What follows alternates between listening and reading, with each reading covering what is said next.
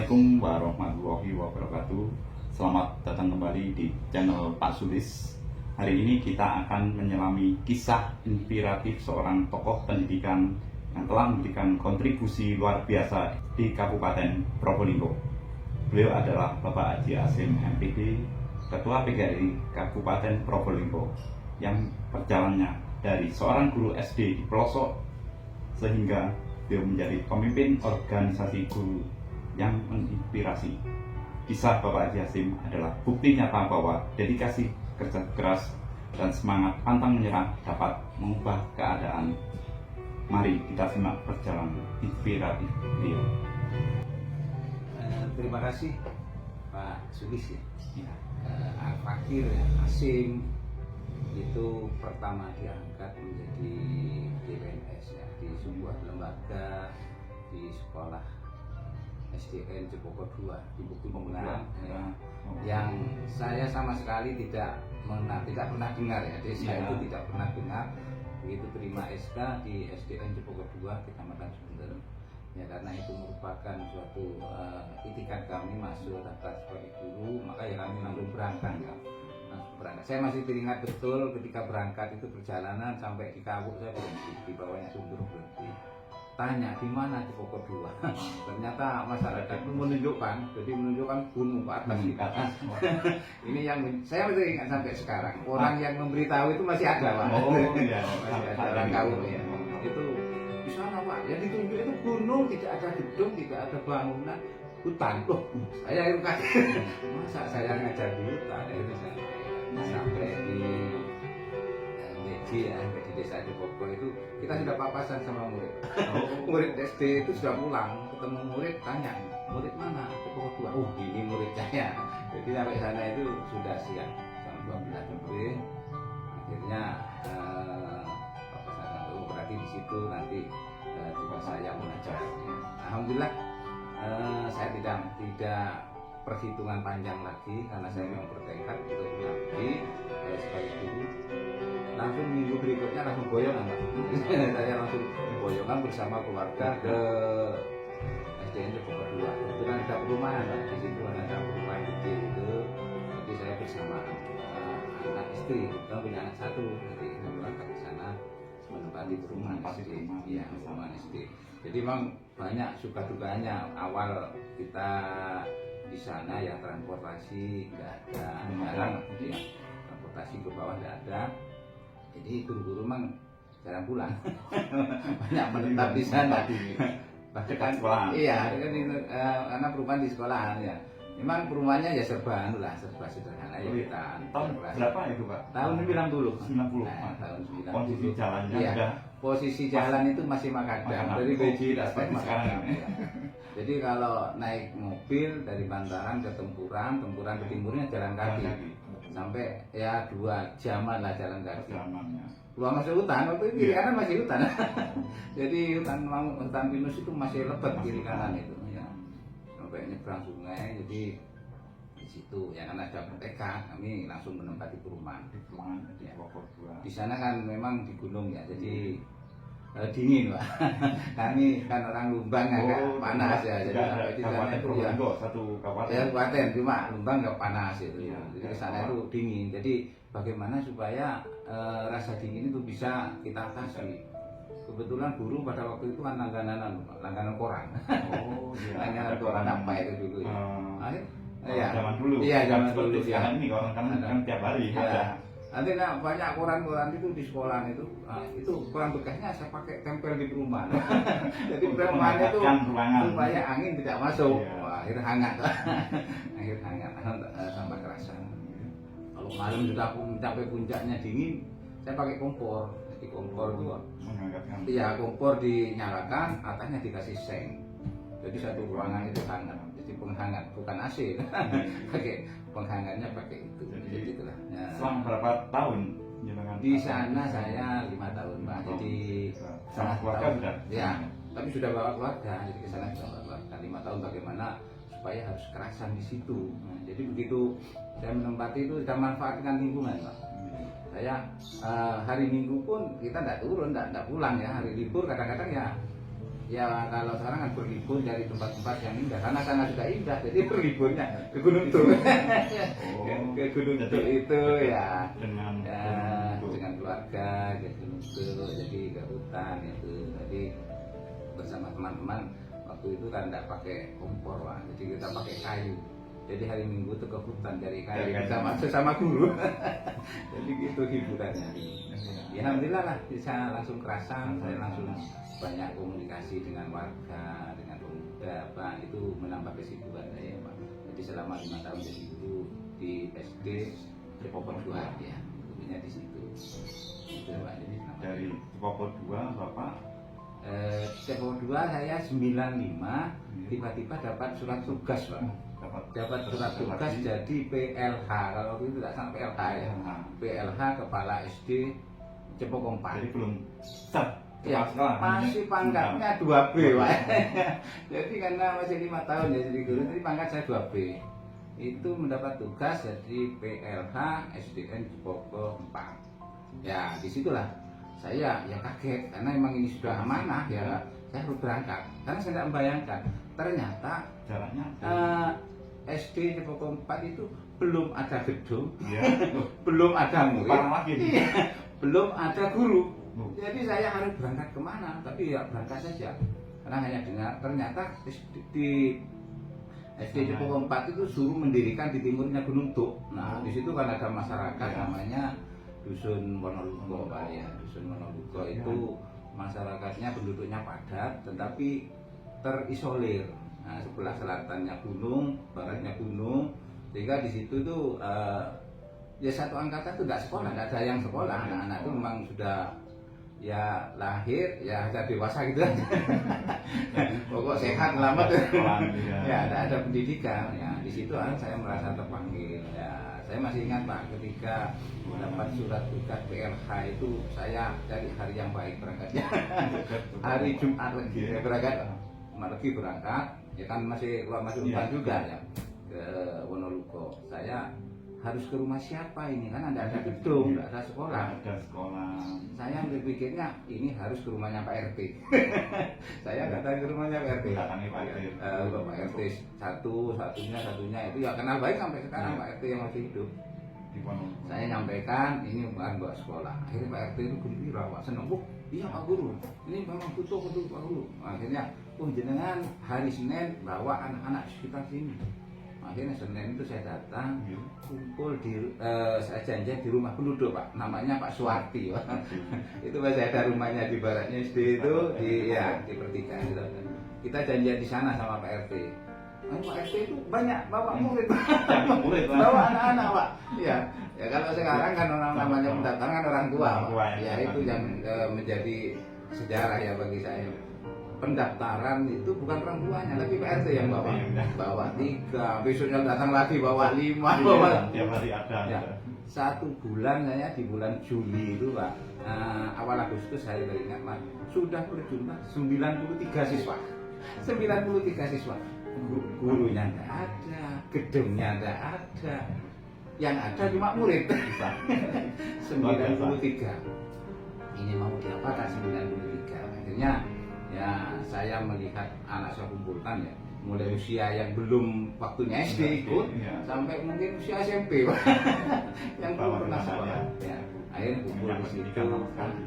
Saya akhirnya membuat Pak, manajemen kelas ya. Kalau sekarang kan manajemen kelasnya, kalau dulu tidak ngerti ada, pokoknya yang paling besar saya jadikan kepala desa. Jadi kita ngatur ya, karena di masyarakat yang dikenalkan Pak Tinggi, Pak Kampung, Pak Jari itu, Pak. Jadi akhirnya yang paling besar jadi kepala desa. Ya, di bawahnya itu saya jadikan carik. Akhirnya saya jadikan kampung. Sampai ada petugas keamanan, jadi hansip. Nah, karena di masyarakat itu anak-anak tahunya kan hansip, Pak. Ya, itu. Jadi saya pakai itu, Anda jalan, Pak. Walaupun 93 siswa, saya mengajar seorang diri jalan, ya. Tapi ya terang pelajarannya ya kita ambil dengan bukan tidak pakai kurikulum dulu ya. Yang penting anak senang gitu.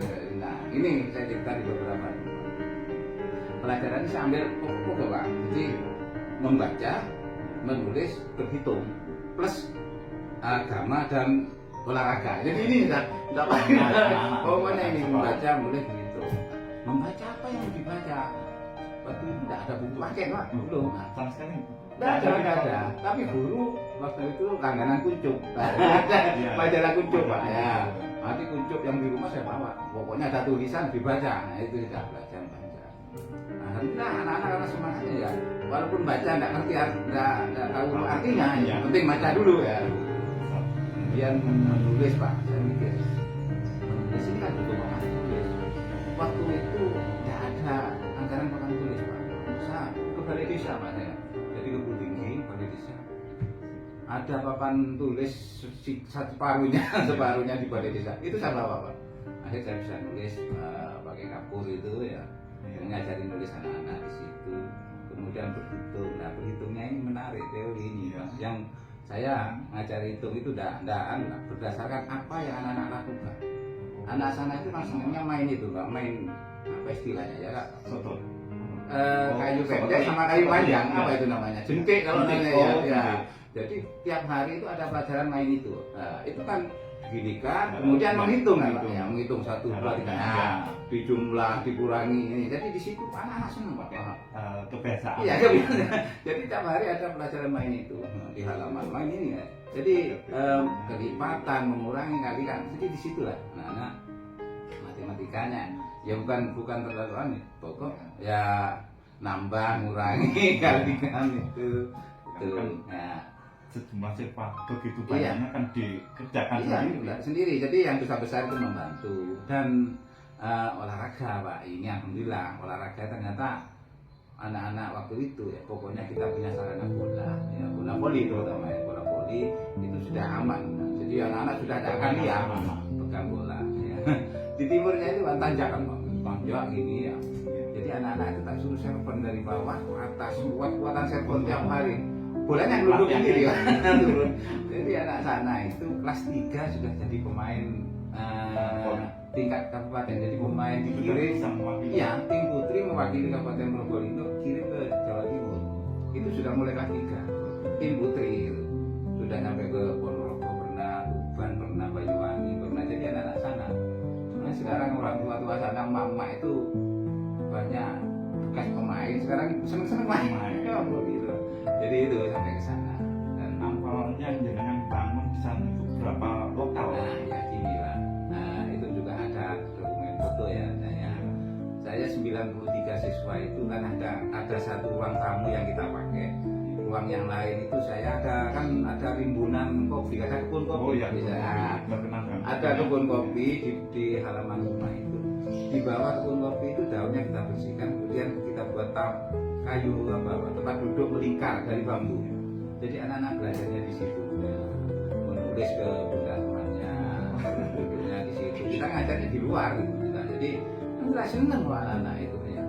Kemudian di tahun ketiga itu ada kandang sapi besar, sapinya hilang. Itu punya warga, sapinya hilang kan.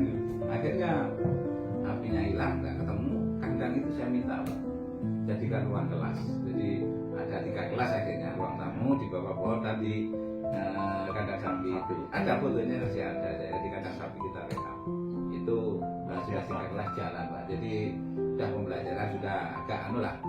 Walaupun kemudian tahun keempat saya datang guru Pak, ada namanya Pak Hardi ya. Ya Pak Hardiansyah itu yang sekarang jadi kepala sekolah. Jadi kita sudah berdua. Tapi ya tahun kelima Pak kita kewalahan. Kita tahun kelima itu sudah 5 kelas Pak, 5 tingkat kita kewalahan. Akhirnya saya inisiatif karena mengusulkan ke pemerintah waktu itu masih sulit ya, kita ada sekolah baru gedungnya. Akhirnya saya berinisiatif beli lahan Pak. Nah, jadi saya beli lahan di SD Nepoko 4 itu. Saya beli sendiri itu awalnya ya. Uang pribadi. Uang pribadi. Pemerintah. Karena ada bantuan, tidak ada BOP, tidak ada bos Pak, pada waktu itu tidak ada bos ya, masih apa BOP namanya itu ya.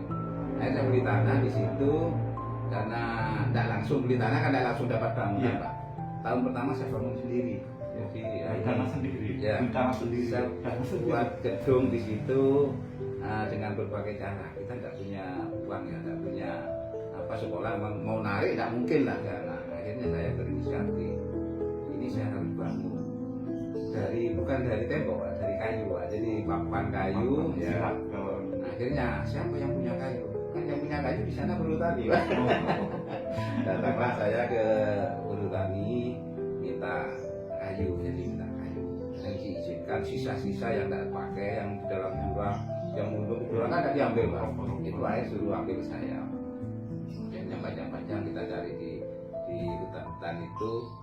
Saya muat sendiri, Pak, itu, Pak. Saya sendiri iya. di hutan. Saya kebetulan bisa nyetir, Pak. Akhirnya sewa truk di depan rumah. Saya truknya Pak Parmo itu malam itu sewa truk mengambil kayu, karena kalau ngambil siang kan tidak enak, Pak. Takut ditiru orang lain gitu dong. Jadi ngambilnya malam. Jadi sewa truk saya setir sendiri. Yang naikkan saya ngecek Karang Taruna. Di Karang Taruna desa itu naikkan, Pak. Semalam ngambil di Pelalangan ya, di selatan itu dapat 2 truk, Pak. Jadi 2 truk langsung ke Karangrejo dia udah digaji itu jadi sirap. Yang panjang-panjang saya minta di selatan potong digaji. Alhamdulillah lengkap kayunya itu ya, dari kayu pinus semua. Sisa-sisa kita minta berhutani ya. Kemudian kita nyuruh tukang ya. Tukang siapa ini ya? Akhirnya kita yang membayar tukang apa? Nah kebetulan saya waktu itu dipakai desa, Pak, menjadi panitia pembangunan desa tertinggal P2DT ya. Jadi ada orang Makadam. Jadi saya jadi bendahara, tukang bayar. Tukang bayar tiap minggu bayar. Karena saya bukan uang. Akhirnya orang kerja di jalan yang bisa nukangi saya masukkan dalam sekolah. Iya. Jadi absennya di jalan. Ya, tapi orangnya tak suruh garap sekolah. Sampai selesai sekolahnya, jalannya selesai juga. Alhamdulillah selesai. Nah, atapnya waktu itu ada rumah dibongkar, saya minta atapnya seng, baru sudah selesai. Dan ini menjadi sejarah di Dinas Pendidikan dan Kepala Dinas pada waktu itu. Tahu betul Pak Sudono, Pak. Kepala Dinas Pak Sudono. Jadi kalau ketemu saya, Pak, Kepala Dinas itu masih ingat. Nah, gedung yang didirikan sendiri, seperti gedung gitu, Pak. Iya, ya kayak gudang gitu lah, 5 kali 15. Lebarnya 5, panjang 15. Akhirnya punya gedung lah. Ya alhamdulillah tahun 2000 baru kita dapat gedung paling mewah sih, Kabupaten Probolinggo lah saya kira, Pak. Karena pada waktu itu belum ada sekolah keramik kan, belum ada. Jadi satu-satunya pembangunan tipe model keramik kaca itu di SD Cepokopat ya, Pak. Itu nah, langsung diresmikan oleh kepala dinas pada waktu itu. Jadi itu berdirinya, Pak. Untuk gurunya, Pak. Nah, gurunya pada waktu punya gedung itu sudah ada 5, Pak. Ada Pak Arti bersama berdua, kemudian datang Bu Rohana, Iya. kemudian datang Pak Pucok. Jadi berlima sama saya. Sudah lah, SD-nya nomornya 6 kelas sampai kelas 6. Akhirnya 5 orang gitu, Pak. Jadi alhamdulillah dengan diketahuinya oleh kepala dinas prospeknya di sana, muridnya banyak, Pak. Iya, muridnya itu di sana pada waktu itu KB kan tidak berhasil. Orang itu rata-rata anaknya juga banyak ya, Pak. Iya. Sampai sekarang kan masih masuk kelas besar lah. Akhirnya pada waktu kepalanya datang, Pak tahu kalau muridnya banyak. Akhirnya tahu kita Pak Guru sampai menjadi guru sekolah terlengkap gurunya di SD Cepokopat. Itu hanya iya, rata-rata kurang ya. Bahkan itu Pak, saya waktu itu ada 1 guru agama. Kemudian dari Kemenak diberi guru agama lagi. Kebetulan lagi yang guru agama 1 ini suaminya sarjana agama juga, Pak Sundari. Suruh ngajar juga. Kemudian juga ada guru agama MUI, Pak. Ada angkatan MUI itu ada.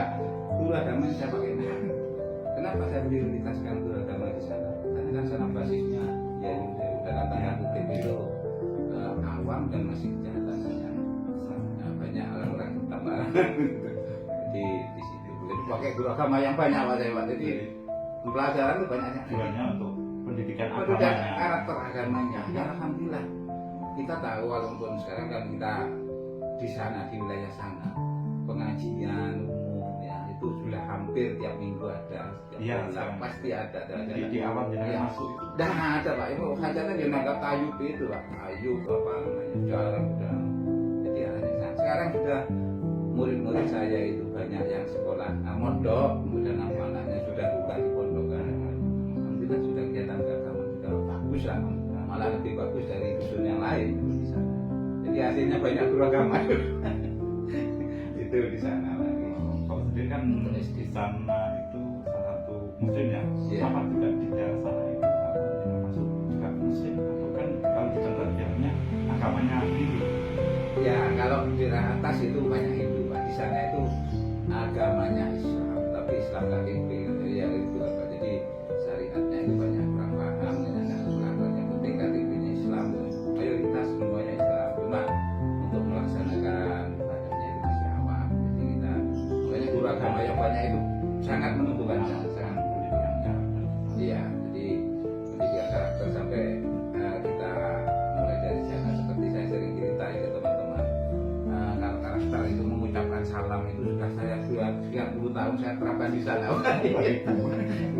Kenapa saya menerapkan ucapan salam, assalamualaikum itu? Ketika suatu saat ada wali murid meninggal, saya datang untuk nyelawat aja takziah. Di ruangan itu banyak dari tokoh-tokoh warga di situ duduk. Saya masuk mengucapkan salam, assalamualaikum. Jawabannya apa di sana? Yo Pak Guru, assalamualaikum Kian. Itu jawabannya. Saya berarti belum masih awam betul untuk menjawab salam. Ini saya wajibkan siswa datang pulang ketemu siapa itu wajib mengucapkan salam. Jadi kebiasaan sampai sekarang. Waktu bukti kan kita kalau mau salam anak sekarang kan sudah mulai tahu nih. Jadi karakter orang memang perlu begitu. Iya. Jadi di situ saya SD-nya jadi kepala SD pertama di SDN Cepung Kompat. Sampai sekarang ya masih termasuk SD besar kan ada. Iya. Walaupun terbaru. Sama pun setelah ada SD kan juga ada SMP. Nah itu Pak, ya. Nah, karena pada waktu peresmian dulu itu kan hadir juga Pak Sujono Prasina, kemudian Pak Supanur sebagai belum masih kasih sarana ya Kabid Sarprasia datang juga melihat banyaknya itu akhirnya di sana dibuka SMP 1 Atap. SMP 1 Atap itu di sana ternyata berkembang pesat Pak, karena kepala SMP-nya saya, kepala SD-nya juga saya.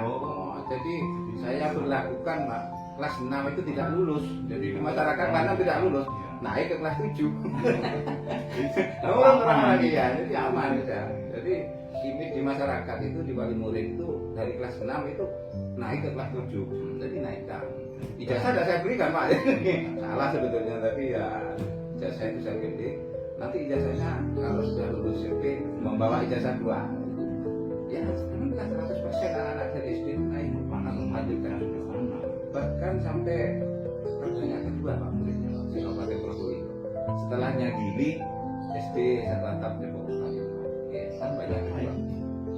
Tahun 2006 SMP 1 Atap ya 2006 dan gurunya kan ada guru SMP-nya Pak. Saya memanfaatkan teman-teman SD. Ya alhamdulillah lah teman-teman itu menjadi hiburan juga. Jadi pengisi waktu. Nah, paginya ke SD. Sebagian kan saya masuk sore Pak. Jadi karena kelasnya kosong jadi masuk pagi sore di tempatnya di SMP 2 sana. Jadi paralel. SMP-nya paralel. Yang masuk pagi itu kelas A, waktunya masuk sore. Jadi murid menampung di sekitar tempat poskonya guru-guru. Akhirnya guru-guru satu gugus itu hampir kumpul di sana Pak. Karena guru-guru kan banyak tinggal. Iya, banyak tinggalnya itu di sekitar rumah saya dan ini yang juga banyak bermanfaat ya. Teman-teman itu kan tidak mikir pulang karena kumpul, jadi diskusi dengan sama guru, sore kumpul, siang kumpul, malam juga kumpul. Nah, kerasa Pak. Saya carikan tempat, ada yang harus rumah duduk. Kan ada tempat beli rumah Pak di selatan itu. Ada rumah saya beli berapa juta berapa ribu. Ditempati sampai 4 jodoh. Awalnya bujang-bujang Kak, mungkin kan dengan ceritanya orang-orangnya Pak Arti dapatnya di sana, Pak Pujo dapatnya di sana, banyak lah teman-teman yang dapatnya di sana. Datang bujang, bujangnya karena akrab betul, akhirnya muncul Krisno. Gitu. Jadi tempat di rumah, orang pindah semua, rumahnya sudah saya bongkar, saya lakukan di masjid. Itu dengan beli rumah Iya di sana gitu. jaraknya dari sekitar 3 kilo Pak. 3 kilo jalan kaki Pak, bareng gitu ya Pak, iring-iringan. Jadi depan, ibu-ibu biasa di depan. Jadi saya paling depan, kadang Pak Hadi paling belakang. Nah, coba dua itu bapaknya. Jadi kalau Pak Hadi di depan, saya di paling belakang. Ibu-ibu di tengah. Kenapa kok? Iya, Sering iya cara setapak itu Pak nyebrang. Kenapa gitu? Karena pelihara anjing. Kadang-kadang di jalan Pak menjaga. iya, ada anjing. Bahkan pernah ini ya kejadian kan di Beji itu ada toko ya, warung itu jual gorengan. Apa itu kalau goreng? Akhirnya pagi beli itu dibawa ke sekolah, di jalan ke Tugu Halimah kalau tidak salah, atau apa bilang. Akhirnya di tengah jalan itu baunya kan apa aromanya dikejar sama anjing. Dikejar anjing karena takut. Jadi itu yang disalah dibuat lempar. Setelah lempar teringat, makanan kan. Itu kalau kesukunya ya. Itu Pak, suka-suka. Jadi senang Pak. Guru SD pelosok. Pegunungan ya. Itu ya termasuk paling baru Pak. SD kan berdirinya 95. Yang terakhir dari Sumber. Tapi kontribusi murid tiap tahun jadi pemain voli tingkat kabupaten dikirim Jawa Timur itu sudah pernah rasakan. Mapel Pak juga nggak kalah lah lomba mapel pada waktu itu, sering juara umum lah di tingkat kecamatan ya. Karena saya memang indikatornya itu saya lomba bukan hasil ujian. Jadi lomba kalau di lombanya itu menang ya berarti ada berhasil itu. Karena kalau hanya di ujian ya situ saya pada waktu itu alhamdulillah sampai dengan satu atapnya udah jadi kelas lah besar. Jadi dengan jadi kepala SMP sekaligus kepala sekolah SD, SD ya. sekaligus kepala sekolah SMP. Ya. Itu sampai tahun berapa? Akhirnya pada tahun 2011 Pak. 2009 Pak. 2009 kemudian dipecah. Nah, akhirnya datanglah kepala SD-nya Pak Subidianto kalau tidak salah.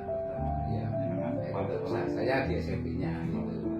Jadi pas sudah jadi sudah lembaga tidak jadi satu, jadi cuma namanya tetap satu atap. Jadi 2009 kemudian 2011 ke SMP Negeri 2 itu akhirnya Pak. Di situ Pak. Sisa ke SMP lah. Biasanya kan jenjang SD dan SMP itu kan beda. Oh iya. Nah ini yang menjadi juga Pak. Saya ada dilema Pak. Iya. Ketika dapat sertifikasi ya. Iya.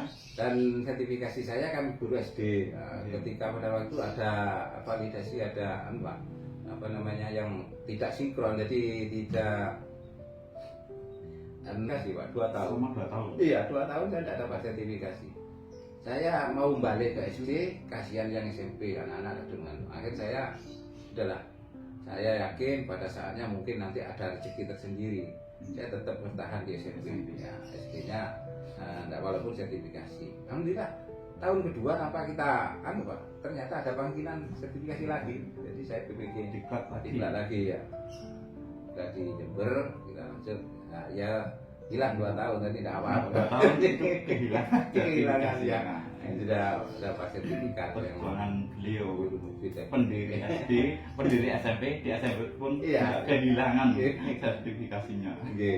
Jadi mungkin Pak sudah menjadi takdir saya diangkat itu sebagai pendiri-pendiri. Jadi pendiri-pendiri. Pendiri pendidikan. Iya. Probolinggo tidak sia-sia kita ambil sebagai profesi. Pada waktu itu Pak, saya mendirikan SD ya, kemudian mendirikan SMP 1 atap. Kemudian di lulusan 1 atap Pak, saya masih ingat. Ketika lulus 1 atap terbesar saya undang kepala dinas Pak. Kepala dinasnya Pak Supandut ya. Akhirnya anak-anak itu karena memang sudah menyatu dengan guru-guru dengan kita, ditanya oleh beliau, kalian setelah lulus kalau misalnya ada SMK melanjutkan? Akhirnya semua mau melanjutkan Pak. Saat itu juga diumumkan sama beliau, di sini akan dibuka SMK Negeri Sumber. Masyarakat tepuk tangan semua. Saya yang pusing. Di mana nanti siapa gurunya? Alhamdulillah kita koordinasi, saya mendirikan SMA Sumber Pak, SMA 1 Sumber. Kemudian ada teman Pak Kirno mendirikan SMK Negeri 1 Sumber. Supaya tidak sama-sama SMK, saya milih SMA-nya karena lebih ringan lah Pak, guru-guru tema. Akhir cikal bakal SMA Sumber itu saya mendirikan pertama Pak. Jika bakal SMA. Iya, SMA 1 sekarang yang itu. ada di Tempuran. Ya, yang mendirikan saya. Cuma pada waktu itu saya merasa kepala SMP 1 Sumber Pak almarhum ya. Jenengan yang tanda tangan, yang bukan serempel, yang operasional saya yang nanggung semuanya itu. Berdiri 6 bulan saya tanggung pribadi Pak. Itu termasuk operasional ya. Jadi 6 bulan sebelum ada gurunya, Iya. belum ada kepala sekolah. Sekolahnya. Yang ngajar ya teman-teman guru. Karena sudah ditunjuk Iya, oleh kepala dinasnya. mendirikan SMK kan memang tidak ada Pak di sana, tidak ada SMA, tidak ada SMK. Ini ya banyak dukungan dari teman-teman walaupun awalnya itu alot Pak, jadi alot.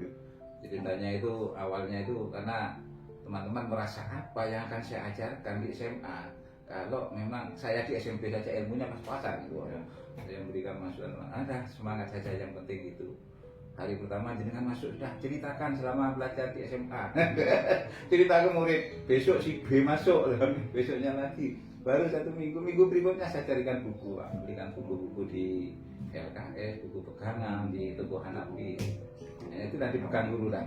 Jadi sudah bisa ngajarkan materi. 6 bulan ada kepala sekolahnya yang definitif. Alhamdulillah saya mundur, Pak. Jadi itu termasuk itu. Perjuangan. Jadi sudah merintih sudah SD, SMP, SMA, SMP.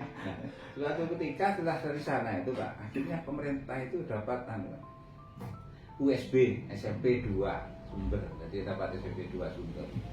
Ini yang kebetulan saya yang diberi tugas untuk mendampingi konsultan dari pusat itu survei SMP 2 di Dombo. Ternyata di sana itu tanahnya tidak cukup Pak, tanahnya tidak cukup. Akhirnya tim verifikatornya itu mau pulang kembali. Sedangkan jatah ini untuk Probolinggo. Ini kalau pulang eman-eman untuk Probolinggo. Saya berupaya Pak, sesuai dengan petunjuk kepala dinas, berupaya bagaimana supaya unit ini untuk Probolinggo tidak lepas. Dan Sumber butuh kan untuk SMP 2. Akhirnya saya bawa ke Jepoko. Saya bawa ke ladang saya. Jadi saya punya ladang pertanian, saya bawa. Ini Pak tolong diukur Pak, disurvei ini ladang saya Pak. Oke. Di SMP 2 itu.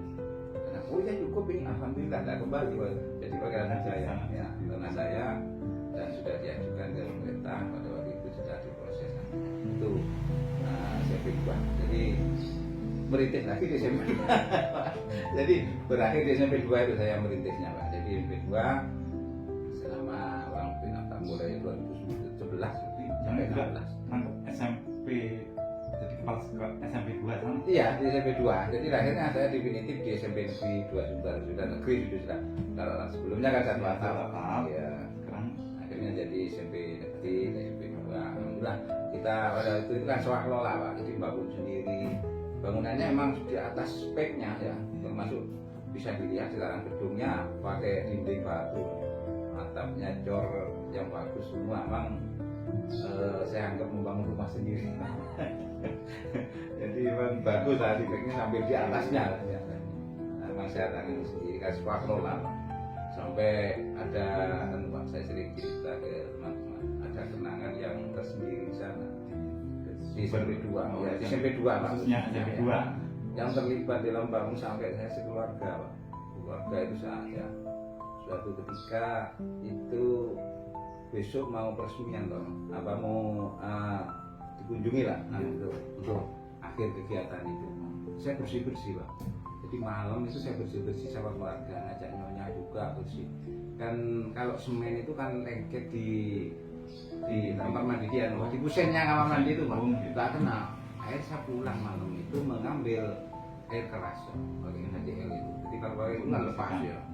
Cuma saya itu ngawurnya itu ngambil itu sambil bawa roti Pak, karena lapar malam.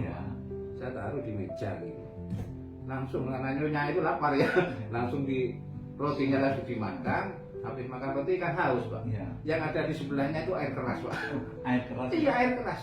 Sampai dibuka, nyonya mau diminum, saya baru noleh, saya yang bengok Pak. Itu umpama telat sekian detik, ya mungkin sudah beda ceritanya ya. Kan air keras mau saya pakai berdiri semen. Itu terselamatkan, itu masih ingat saya sampai sekarang. Itu malam 10-an malam Pak. Itu kenangan saya. Jadi ada nostalgia tersendiri lah di SMP 2. Penuh perjuangan di sana. bangunannya bagus, tamannya juga bagus. Itu di SMP 2 Sumber.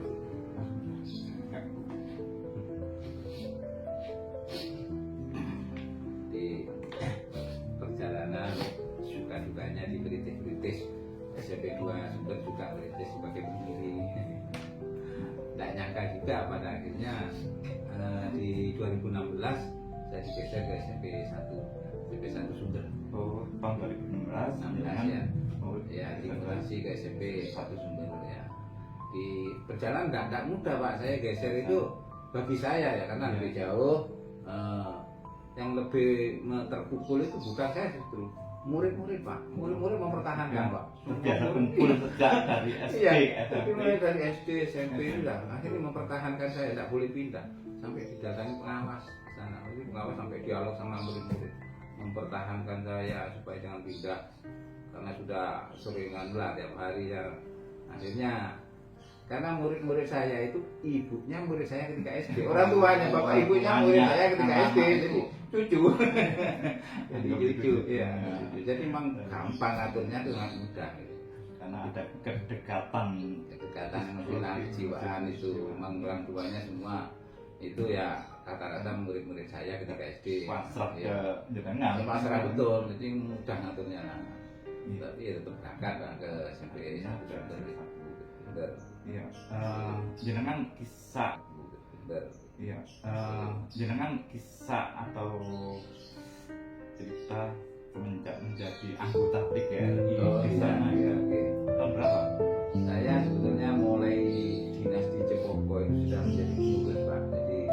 Jadi pengurus di tingkat kecamatan, tingkat ranting awalnya tingkat ranting kan, ranting Cepoko, kemudian jadi mulai 2000 tahun 2000 Pak. 2000 itu sudah ranting, kemudian di pengurus cabang 10 tahun 2000 sampai 2010, kemudian di pengurus kabupaten di sini sampai 2015, 15 sampai 20 pengurus saja. Dan sekarang jadi pengurus kabupaten di Udahan. Jadi saya juga tidak nyangka orang-orang itu tidak ngira lah kalau saya sudah rumah di Sumber, saya tugasnya di Sumber kan mungkin sampai pensiun ya. Ya. Harapannya sampai pensiun. Nah, tak tahunya terakhir kita ada mutasi ke Leces Pak. Ternyata di Leces ini terakhir saya banyak tantangan. Tantangan alam. Jadi Leces ini memang ya akhir saya juga menyadari berarti saya manfaat. Di Leces itu tiap tahun itu langganan banjir. Banjir itu sampai iya. Kalau musim hujan itu bisa libur berminggu-minggu karena apa air tidak bisa ngalir sama jadi tambah. Alhamdulillah sekarang kita bisa mengatasi dan selama musim hujan ini sudah aman. Jadi kami tata sedemikian rupa, saluran bahkan saluran saya buat jadi kolam dan bisa tinggikan, kelas yang terlalu saya tinggikan. Aman Pak, alhamdulillah setelah ini sudah ya juga bisa dan bisa Berkarya lagi sih. ya. Ini menjelang sempurna. Meninggalkan SMP 1 Leces sudah ada hasilnya seperti itu, ada kebanggaan tersendiri bagi kami itu. Jadi ya seperti itulah perjalanan sampai pensiun sampai Harapannya di kecamatan Sumber dipertahankan di sana. Iya. Sempurna. Ternyata ditugaskan di kita ditugaskan keluar ya di Terus? Leces ya. juga menghasilkan tidak sia-sia. Karena saya masih makan Pak, kan sisa 1,5 tahun Pak. Saya 1,5 tahun harus ada target, jangan sampai kita apa namanya hanya nyantai-nyantai pensiun tidak ada hasil di sana kan kita ya tidak puas juga dari perjalanan hidup. Jadi maksimalkan selama 1,5 tahun saya memang harus berubah fisik itu. Jadi apa yang menjadi kendala selama ini harus selesai. Alhamdulillah selesai itu. Karena beliau selama bertugas di Sumber itu sudah menghasilkan ada rumah. Iya. Sudah tanah tadi yang digunakan, ceritanya kan yang digunakan untuk SMP 2 itu pun Iya. tanah beliau. Ya. Finansial yang dikeluarkan itu juga Iya. untuk membuat SD pokok 4 itu pun beliau sendiri. Jadi kerjanya beliau itu bisa kita tandani punya lain. Bapak kan sampai saat ini masih menjabat sebagai ketua PGRI itu dari tahun berapa? Nah, sebetulnya ini sudah tahun terakhir Pak. Jadi kita di kepengurusan kan 5 tahun sekali. Jadi kita berupaya bagaimana kita bisa membantu organisasi ini. Karena organisasi ini bukan dibatasi dengan masa dinas, Pak. Jadi di anggaran dasar, anggaran rumah tangga itu tidak ada yang mengatur bahwa kalau pensiun berarti berhenti organisasi. Nah, bahkan banyak orang yang purna tugas itu berkarya. Nah, kalau saya secara pribadi bukan di pengurus atau bukan di mana ya, saya ingin mencurahkan ya sisa usia ini ingin memikirkan bagaimana guru di Indonesia ini ikut memberikan kontribusi, memasukkan ya, berikan masukan bagaimana guru-guru di Indonesia ini bermartabat, sejahtera, terlindungi, itu menjadi komitmen kita. Karena kita tahu lah guru menjadi seperti ini juga tidak terlepas dari hasil perjuangan PGRI, dan hasil perjuangan PGRI bukan berhenti sampai sekarang, jadi harus terus. Jadi sekarang sudah bagus, sekarang dapat TPG kalau memang kita tidak kawal terus ya, bisa jadi nanti akan merubah aturan, dan aturan akan berubah terus ya. Maka kita kawal yang sekiranya hasil daripada aturan barunya itu berpihak pada guru, kesejahteraan guru, yang martabat guru, itu. Jadi ke depan kami ya tetaplah walaupun dimanapun posisi kita harus berjuang. Juga menurut informasi dengan yang di awal perjuangan TPJ itu kan ikut berjuang di Kabupaten Probolinggo. Ini adalah salah satu tokoh yang ikut berjuang sampai ke Jakarta. Alhamdulillah Pak, saya kebetulan ikut ya 2007 itu bersama teman-teman rombongan Kabupaten Probolinggo pernah di sana. Bahkan saya dari 5 orang itu masuk ke komisi 10 Pak. Jadi di dalam itu memang benar-benar Probolinggo itu hampir kontribusi banyak bersuara. Jadi banyak bersuara. Dan saya bukan omong-omong ya, punya buktinya, saya punya rekam, punya, memang saya dokumentasi yang foto-fotonya juga ada. Jadi Probolinggo yang banyak memberikan masukan kepada pemerintah 2007 supaya ada PP yang mengatur. Akhirnya PP-nya turun 2009. Nah, akhirnya sertifikasi aman kalau PP-nya sudah turun. Sehingga ya bukan hanya Probolinggo yang berjuang se-Jawa Timur datang ke sana, tapi yang banyak memberikan bersuara di ruangan itu. Saya saksi hidupnya itu dari pengurus Probolinggo, dokumentasinya saya ada gitu. Jadi TPG itu juga karena ada Pak yang unjuk rasa sekian 3 kementerian itu yang berseragam lain, ada semuanya seragam PGRI PGRI murni itu. Jadi yang perlu anggota tahu itu memang di situ. Jadi hasil perjuangan yang nyata lah Pak, kita ya merasakan benar hasil perjuangan PGRI. Sebagai pengurus atau nanti PGRI pada waktu itu saya sebagai pengurus Pak, masih kecamatan Pak, jadi ketua di kecamatan, ketua di kecamatan Sumber, jadi ketua PJ ya 2007 ya. Nah, ini walaupun beliau masih ketua PJ, beliau Iya, masih bisa ke Jakarta. bisa sampai ke Jakarta memperjuangkan Indonesia. Ya, Indonesia ya, berhasilnya kita nikmati bersama Indonesia. Itu sejarahnya TPG tadi. Mungkin tahu sejarah Ya. atau bisa sampai kita semuanya. Ya, 2007 perjuangan 2009 terus 2008 sudah cair, sudah dapat WP-nya belum turun. 2009 bulan Desember baru turun WP-nya, aman sudah Pak. Jadi undang-undang guru dan dosen sudah ada WP juga, akhirnya aman sampai sekarang. Umpama undang-undang guru dan dosen itu dicabut ya, kita tidak punya PPG walaupun bentuk lain kan mungkin bisa jadi lebih besar, bisa jadi lebih kecil kan gitu.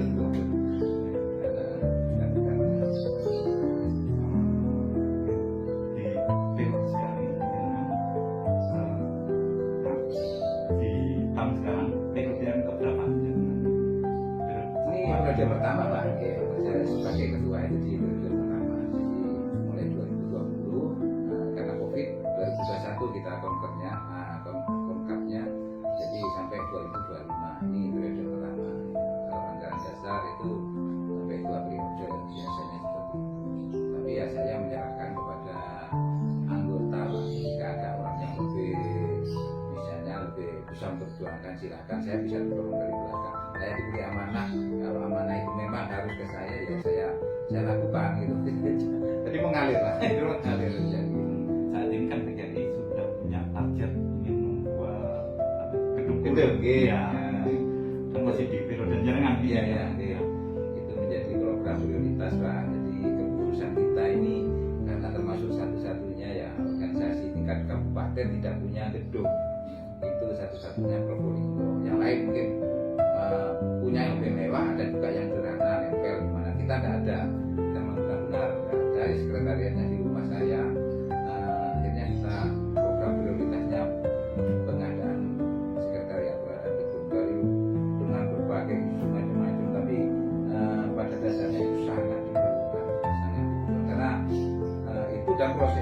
beda Pak. Jadi mulai dari konker pertama konker kedua sampai konker keempat itu hasil keputusan sidang komisi. Jadi memang sudah disempurnakan itu, bukan hanya kehendak ngurus kehendak saya. Jadi saya justru melaksanakan amanah dari konker itu, melaksanakan itu. Memang berat ya, kan anggota kita itu kan memang macam-macam Pak. Ya, kita memahami ya. Tapi kita juga harus menjelaskan karena dengan adanya gedung itu kita punya fasilitas, kita jadikan pusat layanan. Kita melayani anggota kalau ada tempatnya mau melayani gimana, jadi harus ada tempat. Yang kedua kita guru itu tiap hari kan pasti ada kegiatan dulu Pak.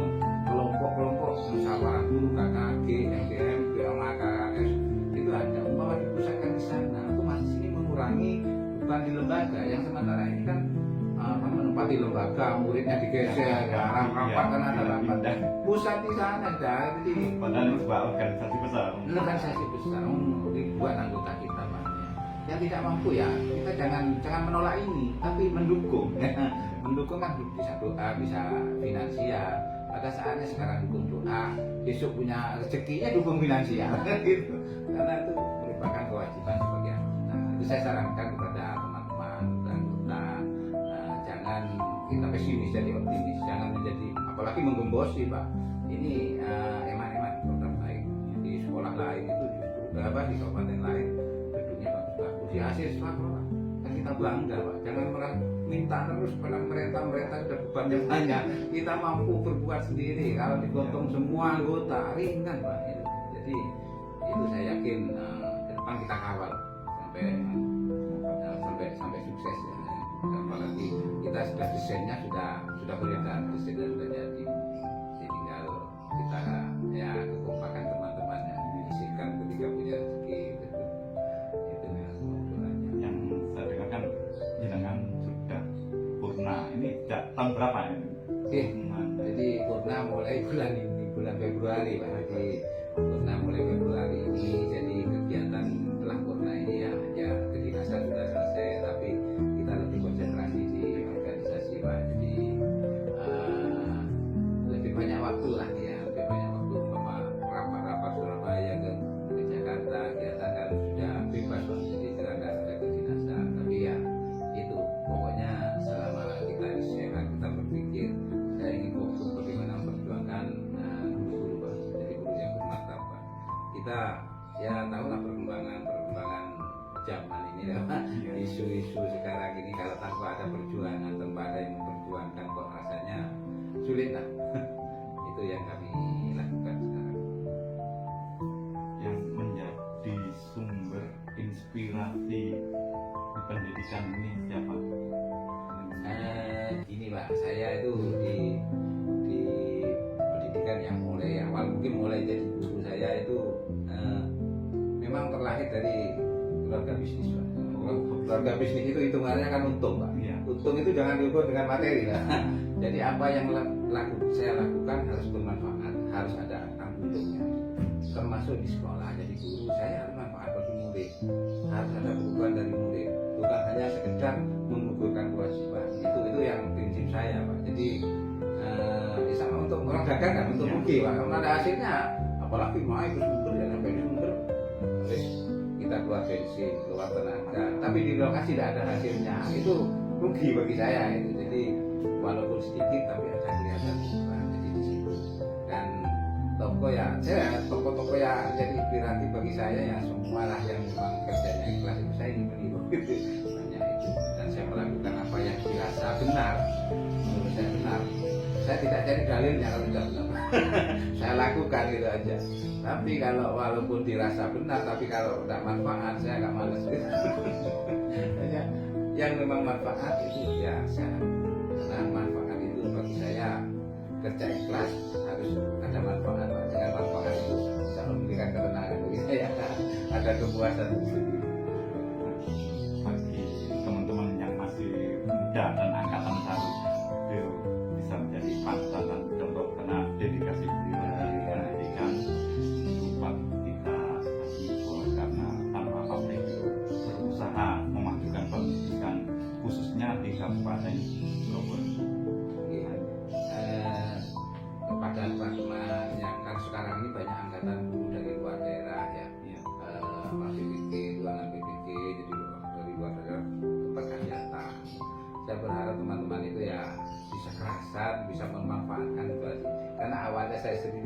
itu. Kalau misalnya memanfaatkan situasi sekitar, saya yakin ada manfaatnya itu di Solo.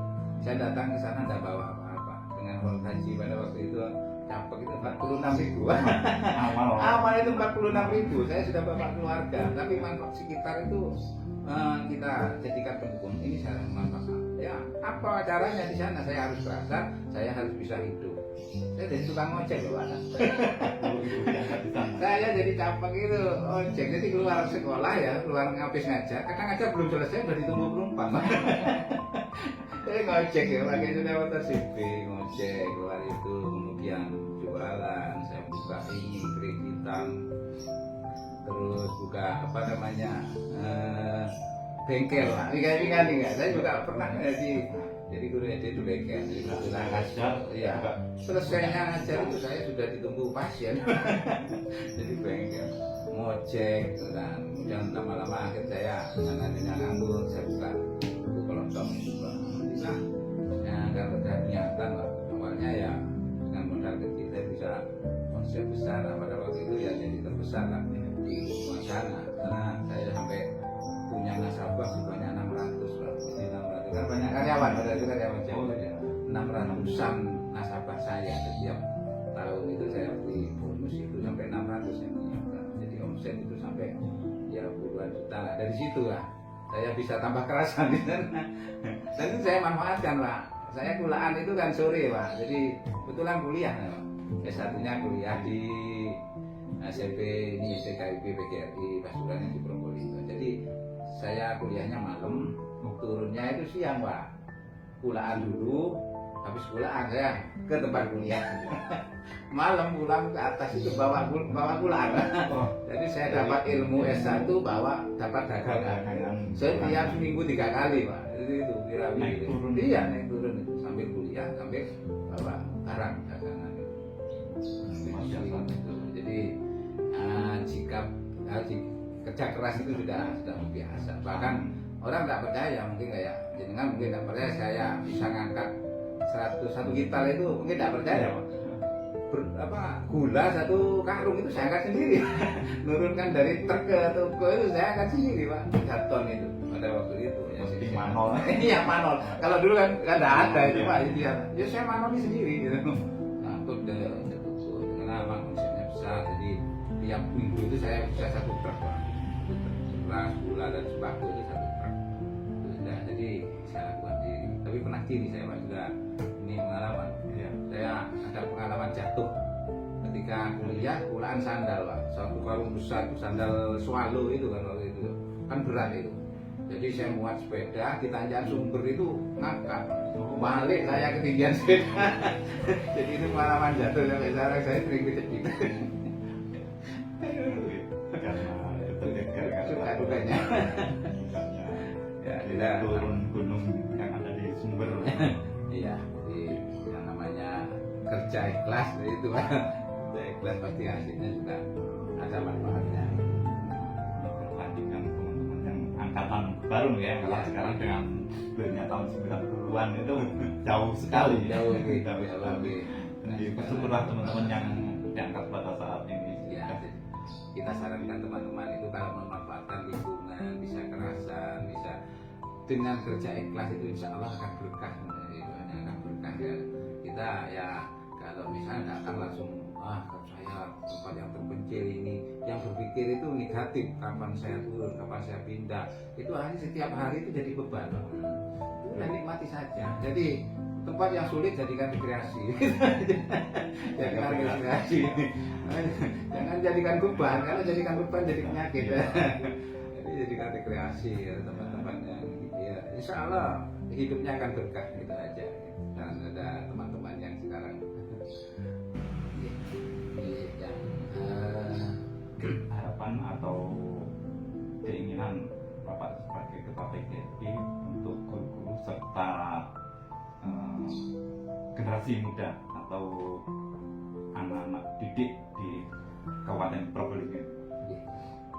Kita berharap ya apa yang saya ceritakan dari awal itu kalau memang itu bisa jadikan perbandingan ya, apa yang kita lakukan dulu dengan yang sekarang ini mungkin jauh berbeda ya, maka pengalaman kita ambil segi baiknya. Dan saya berharap pada teman-teman guru dengan bekerja yang di tempat yang sulit pun, kalau memang kita lakukan dengan ikhlas, insya Allah akan membawa manfaat bagi yang bersangkutan juga bagi keluarganya juga gitu.